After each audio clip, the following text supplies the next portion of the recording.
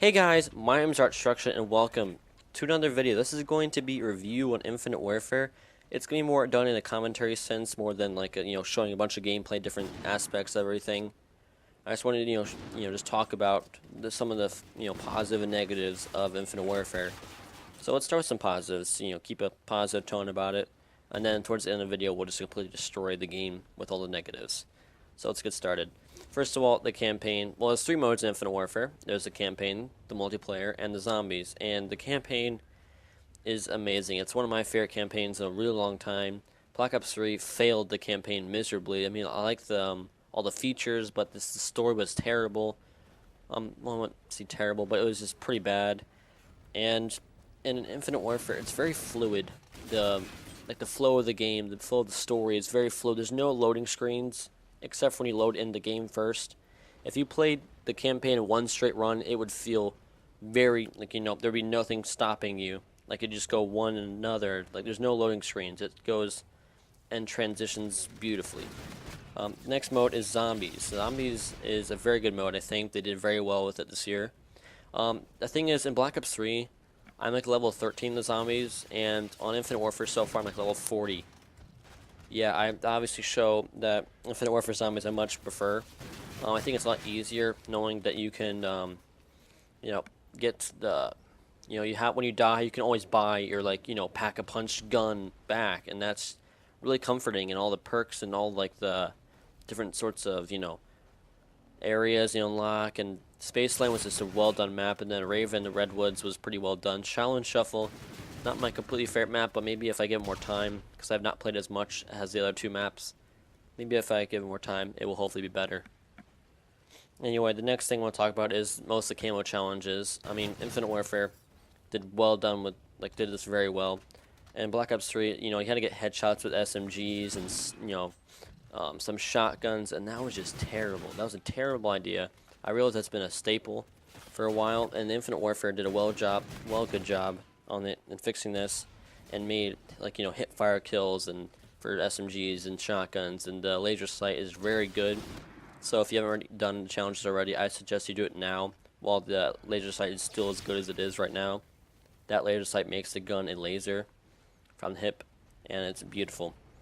Anyway, the next thing Infinite Warfare has done, that Advanced Warfare is kind of done, but it was after its life cycle. But Infinite Warfare did this during its life cycle, and that's it. They gave out free deals weapons. They've given out the RVN, they've given out the X-Eon, the VPR, the Trencher, they've given out the Auger, and I'm guessing next is probably going to be a sniper rifle of some sort, maybe another pistol. Oh yeah, also the UDM pistol. And if you had Season Pass, you got them for free, or if you don't have Season Pass, you can just earn them, which I thought was really nice. Next, the thing is that they did really well on adding was a login bonus.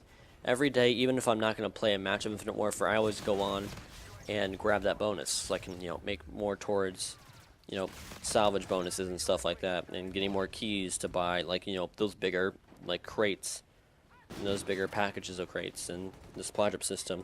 We'll talk more about the supply drop system in a minute. The mission teams was a nice thought, but they could have done a bit better. I think some of the challenges, especially Blood Anvil, is just excruciating to do. But I felt like, a YouTuber talked about this, the salvage system in this game. Let's start getting more negatives.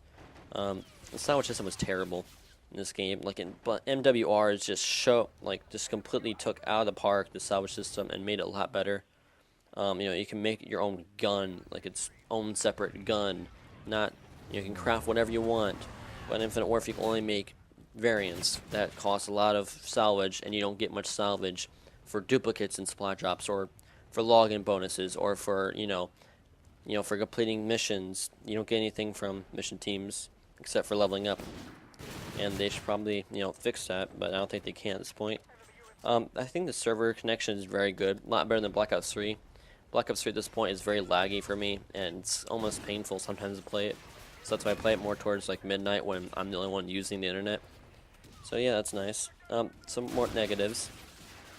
The fact that supply drop system has more, probably double amount of items there are than Black Ops 3, and it's not even done with its life cycle. It's just completely sad.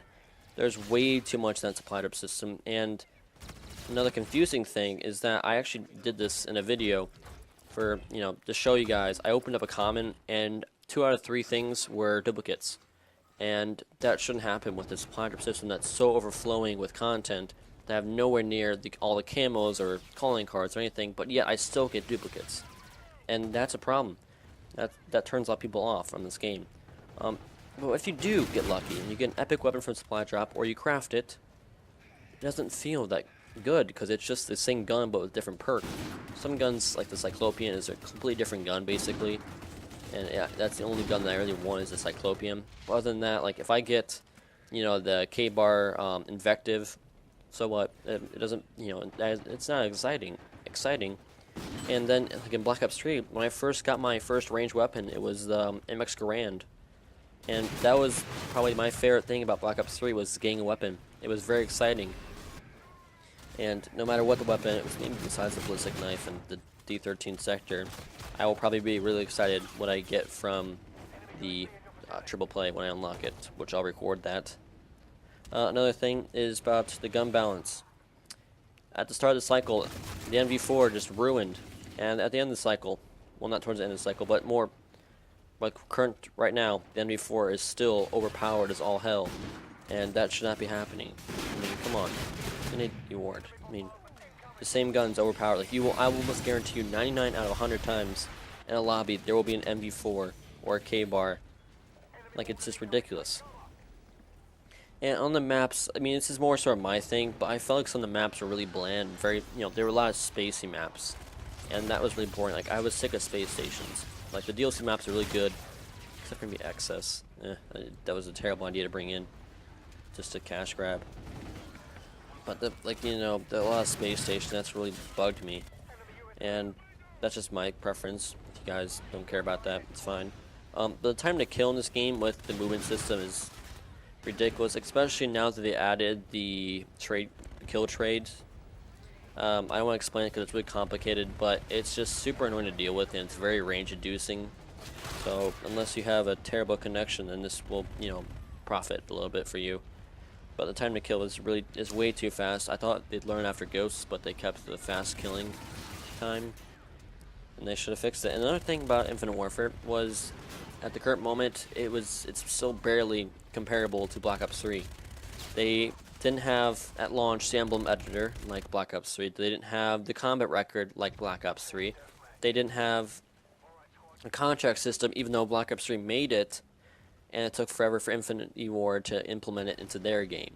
And the thing is, they still don't have daily challenges, which I would much more play the game if they had daily challenges, but they don't. And yeah, I already talked about the salvage system, how it's pretty terrible.